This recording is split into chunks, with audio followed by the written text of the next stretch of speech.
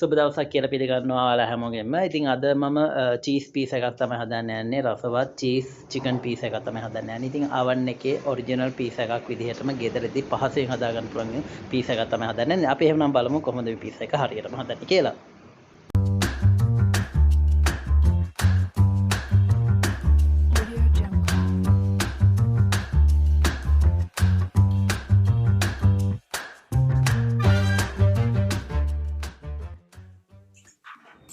මුලින්ම මම පිටි ග්‍රෑම් 250ක් විතර ගන්නවා.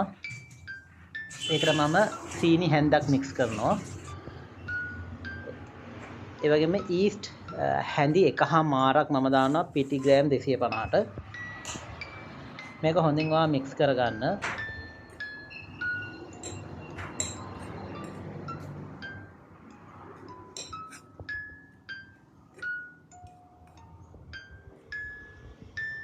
මම මේකට vegetable oil මේස හැඳි 3ක් විතර එකතු කරනවා. ඒකත් ඔයා මික්ස් කරගන්න.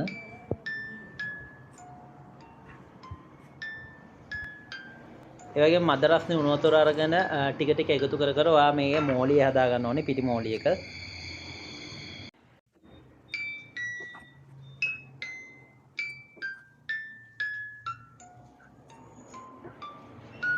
අතේ ඇලෙන්නේ නැති ගන්නට ඔයා පිටි මෝලිය හදාගත්තට පස්සේ ඔයාගේ අතට තෙල් ටිකක් අරගෙන ඔයා අතින් මේ පිටි මෝලිය සකස් කරගන්නත් පුළුවන්.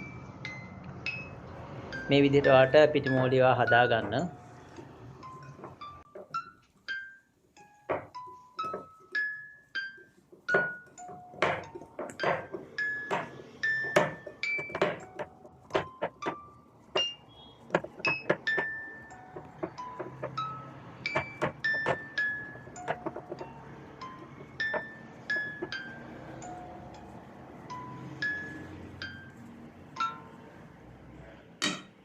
විනාඩි 20ක් විතර බඳුන වහලා ඔයා පැත්තකින් තියන්න.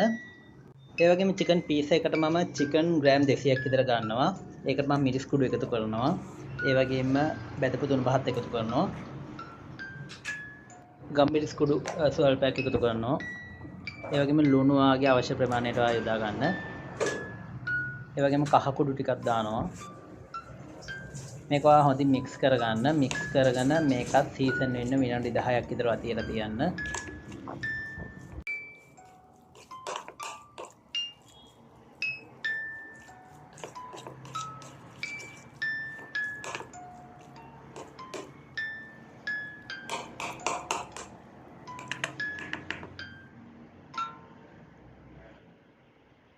විනාඩි 20ක පස්සේ මම පිටි මෝලියක බලනවා. ඒතකොට මේ විදිහට ඩබල් වෙලා තියෙනවා පේනවා. ඉතින් මේකේදී ඔයාට තවත් පුළුවන් ඔයාට vegetable oil ටිකක් ඇඩ් කරන්න. ඒ වගේම ඔයාට මාජරින් ටිකක් ඇඩ් කරන්නත් පුළුවන්. ඉතින් ඒව කරපම් ගොඩක් රසයි පීසා ඩෝ එක. ඉතින් මේ විදිහට මික්ස් කරලා ඔයා තව විනාඩි 20ක් විතර මේක පැත්තකින් තියලා තියන්න.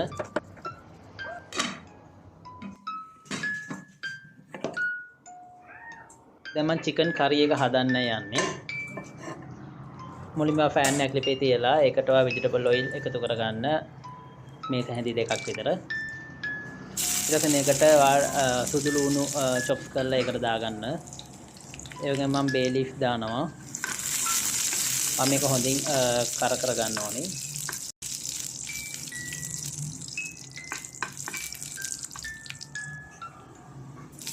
දැන් මේකට ඔයා ලුණු ටිකක් දාගන්න. ලුණු ගෙඩියක විතර ලුණු මම දානවා මෙතන. ලුණු ටික රන්වන් පැයට උනාට පස්සේ ඔයාලා මේකට චිකන් ටික එකතු කරගන්න පුළුවන්.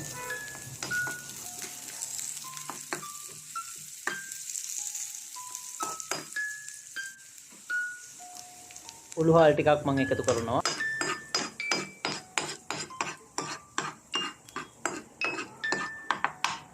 කලින් මම සීසන් කරගත්ත චිකන් ටික දැන් මම එකතු කරනවා.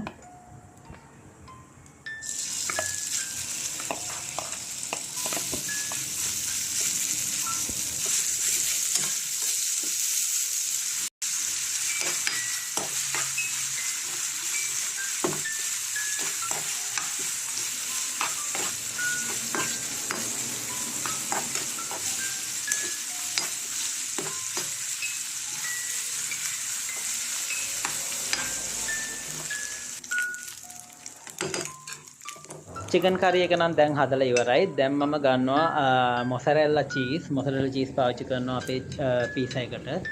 මම මොසරෙල්ලා චීස් මෙතන ග්‍රෑම් 200ක් විතර භාවිතා කරනවා.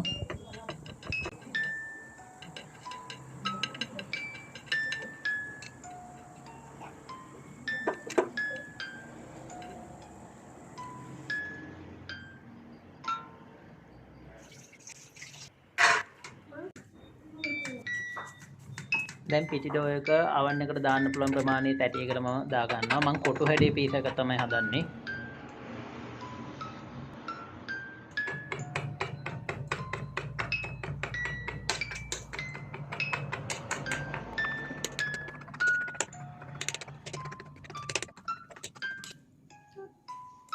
ඒ වගේම මම මේකට පීසා සෝස් එක භාවිතා කරනවා. ඉතින් පීසා සෝස් එක ඔයාලට ගෙදරදී හදා ගන්නත් පුළුවන්. මම ඒකේ ලින්ක් එක ඔයා පල්ලා ඩිස්ක්‍රිප්ෂන් එකේ දාලා තියන්නම්. එහෙම වුණොත් ඔයාලට ඒ වීඩියෝ එක බලලා ඔයාලට පීසා සෝස් එක හරියටම හදා ගන්න විදියක් දැනගන්න පුළුවන්. ඉතින් එහෙම නැත්නම් ඔයාලට ටොමැටෝ සෝස් නෝල් යූස් කරන්නත් පුළුවන්. එහෙම නැත්නම් ඔයාලට පීසා සෝස් එක දැම්මොත් තමයි මේකේ ඔරිජිනල් රසය ගන්න පුළුවන්. ඒ වගේම මම කලින් ග්‍රේ කරගත්ත චීස් ටික මම දානවා පළවෙනි ලේයර් එකට.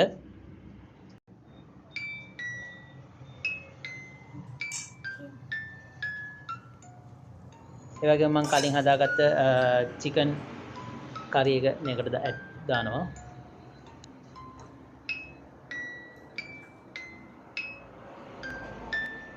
මම මේ පීස් එකට ලුණුත් ගෙඩියක විතර ලුණු ප්‍රමාණයක් දානවා.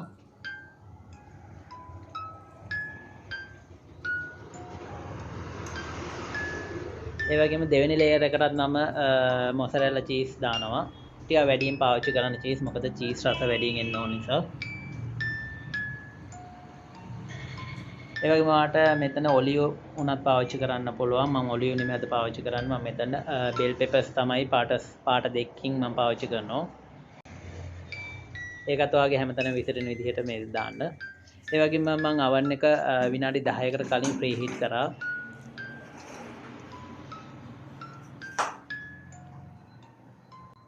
පීස් එක අවන් එකට දාලා හරියටම විනාඩි 25ක් සෙල්සියස් එක 200 තියන්න. එතකොට ඔයාලට මේ විදිහට පීස් එක එළියට ගන්න පුළුවන්. විනාඩි 25කට එහා තියන්න එපා. මොකද එහෙම වුණොත් පීස් එක කර වෙන්න බලනවා. ඉතින් අපි පීස් එක හදලා ඉවරයි. ඉතින් රසවත් මේ විදිහට පීස් එකක් ඔයාලට ගෙදරින් මේ වීඩියෝ එක බලලා හදා ගන්න පුළුවන්. ඉතින් එහෙමනම් තවත් වීඩියෝයක් අරගෙන ඉස්සරහට එන්නම්. ඒත් එක්ක ඔයාලට සුබ දවසක්.